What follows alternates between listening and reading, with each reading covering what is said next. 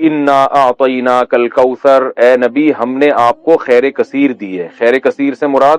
آپ کو جو ہم نے اسلام دیا ہے وہ اتنی بڑی خیر ہے کہ اگر آپ کے کوئی نرینہ اولاد نہیں بھی ہے تو اس کے مقابلے میں اللہ نے آپ کو جو دین دے دیا، اس کی دینی دنیا کی برکتیں بھی حاصل ہوں گی اور آخرت میں بھی۔ تو یہ خیر کثیر کے ہوتے ہوئے اگر آپ کے نرینہ اولاد نہیں ہوتی تو آپ کو غم کرنے کی ضرورت نہیں ہے۔ اور دوسری تفسیر کے مطابق ہم نے آپ کو حوض کوثر دی ہے، تو آپ صلی اللہ علیہ وسلم میدان حشر میں اپنے امتیوں کو پانی پلائیں گے جب لوگ پیاس سے بلک رہے ہوں گے۔ تو یہ آپ کی خصوصیت ہے کہ اس وقت اللہ نے آپ کو ایک نہر آپ کے اختیار میں دی ہوگی جس سے آپ اپنے چاہنے والوں کو پانی پلائیں گے اور پھر ہمیشہ کے لیے ان کی پیاس بجھ جائے گی۔ تو جس کو اتنی بڑی نہر ملی ہو، اتنا اس کو عزت مل رہی ہو آخرت میں، تو اس کو ایسی شخصیت کو کہ اگر نرینہ اولاد نہیں ہوتی تو وہ یہ غم کوئی غم نہیں ہے ان کے لیے۔ تو یہ دو خوشخبریاں دی گئیں، انا اعطیناک الکوثر، اے نبی ہم نے آپ کو کوثر عطا کی ہے۔ اب چونکہ اللہ نے ایک نعمت کی ہے تو اللہ فرما رہے ہیں کہ آپ پر بھی شکر واجب ہے۔ وہ شکر کیا ہے؟ فصلی لربک، آپ اپنے رب کے لیے نماز پڑھیے، ونحر اور قربانی کیجیے۔ دو کام آپ کریں گے، نماز اور قربانی، تو اس کا صلہ اللہ آپ کو کیا عطا فرمائے گا؟ ان شانئک ھو الابتر،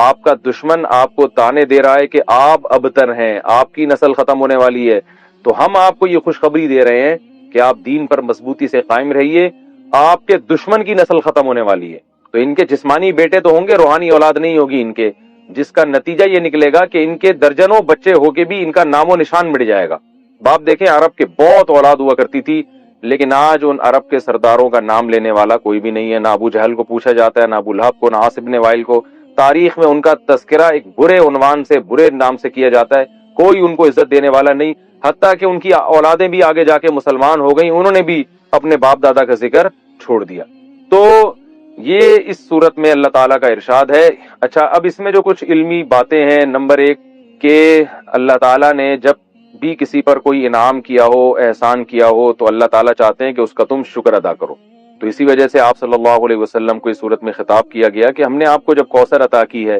تو آپ اللہ کے بندے ہیں، لہذا آپ پر بھی اللہ کا شکر ادا کرنا واجب ہے۔ پہلی بات تو یہ پتہ چلی۔ دوسری بات یہ پتہ چلی کہ شکر ادا کرنے کا طریقہ ہمیشہ سے وہی ہوگا جو اس صورت میں بیان کیا ہے، ایک نماز اور ایک قربانی۔ نماز ہمیشہ یاد رکھیں کہ لیبل ہے جسمانی عبادت کا، اور قربانی لیبل ہے مالی عبادت کا، کیونکہ جب آپ جانور، عرب میں اونٹ جو ہے نا، یہ بہت قیمتی مال تھا، تو اتنے قیمتی مال کو کاٹ دینا یہ بہت بڑی قربانی سمجھی جاتی تھی۔ تو مطلب کیا ہے کہ آپ نے اللہ کو راضی کرنے کے لیے اپنے جسم کو بھی کھپانا ہے جیسے کہ نماز میں کھپایا جاتا ہے، اور اپنے مال کو بھی قربان کرنا ہے جیسے کہ قربانی میں کیا جاتا ہے۔ تو مراد صرف نماز اور قربانی نہیں ہے، بلکہ یہ ایک لیبل ہے، اور قرآن کا یہ طریقہ رہا ہے کہ وہ جزیات کے ضمن میں اصول اور قاعدے بیان کرتا ہے، مثالوں سے پورا ایک جو ہے نا لا بیان کرتا ہے، قانون بیان کرتا ہے۔ تو یہاں بھی ایک قانون بیان کیا جا رہا ہے کہ شکر کا دو طریقے ہیں، ایک جسمانی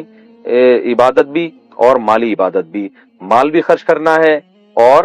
جو ہے جسمانی عبادت بھی کرنی ہے۔ اب تمام جسمانی عبادتیں اس میں آ گئیں، کیونکہ نماز سب سے اہم ہے اس لیے اللہ نے اس کو ذکر کیا، اس میں روزہ بھی آ گیا، اس میں حج بھی آ گیا، اور اس میں جو کچھ بھی ہم اللہ کے لیے اپنے جسم کو کھپاتے ہیں سب کچھ آ گیا، اور مال میں تمام مالی عبادتیں آ گئی، زکوٰۃ بھی آ گیا، فطرانہ بھی آ گیا، اور اللہ کی مخلوق کو اللہ کو خوش کرنے کے لیے اللہ کی مخلوق کو کھانا کھلانا، یعنی ہر وہ عبادت جس میں قربانی کا عنصر ہو۔ تو قربانی یعنی مالی قربانی کا عنصر ہو، تو مالی قربانی جو ہے وہ غریبوں کو کھانا کھلا کے بھی حاصل ہوتی ہے، رشتہ داروں پہ خرچ کرنا اور ضرورت مند کو قرضہ دینا، یہ تمام کی تمام چیزیں اس میں داخل ہیں۔ تو یہ بھی اس آیت سورت سے ہمیں پتہ چلتا ہے،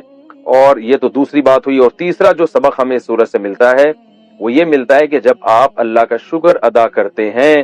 اور آپ اللہ کے حکام کو فالو کرتے ہیں تو روحانی نسل بہرحال آپ کی ہی بڑھتی ہے، اور اگر آپ اللہ کا شکر ادا نہیں کرتے تو آپ کی اولاد بھی آپ کو بھول جاتی ہے، جیسے کہ اولادیں تو ملی مشرکین مکہ کو مگر کوئی ان کو یاد نہیں رکھتا۔ تو آج بھی ہم دیکھتے ہیں کہ دینداروں میں یہ چیز نظر آتی ہے، ان کی اولادیں والدین کے مرنے کے بعد موت تک ان کے لیے دعائیں کرتی ہیں، موت تک صدقہ خیرات کرتی رہتی ہیں، پھر آگے نسلیں پیدا ہوتی ہیں وہ بھی اپنے باپ دادا کے لیے مغفرت کی دعائیں مانگتے رہتے ہیں۔ لیکن جو زیادہ نام نہاد لبرل لوگ ہیں وہ اپنی اولادوں پہ بڑا خرچ کرتے ہیں، مگر ہم دیکھتے ہیں کہ جب ان کے والدین کا انتقال ہوتا ہے تو اولادیں چند دنوں میں ان کو بھول جاتی ہیں۔ جتنا دین سکھایا ہوگا آپ کی اولاد آپ کو اتنا ہی یاد رکھے گی، اور آپ کی نسلیں آپ کو اتنا ہی یاد رکھیں گی، اور جتنا آپ نے اپنی اولاد کو دین سے دور کیا ہوگا تو آپ کی اولاد وراثت تو دبا کے لے گی آپ سے، سارے فائدے اٹھائے گی مگر آپ کو یاد نہیں رکھے گی۔ محمد راجہ انڈیا سے، کیا خالہ کے بیٹے کی بیٹی سے شادی جائز ہے؟ جی جائز ہے۔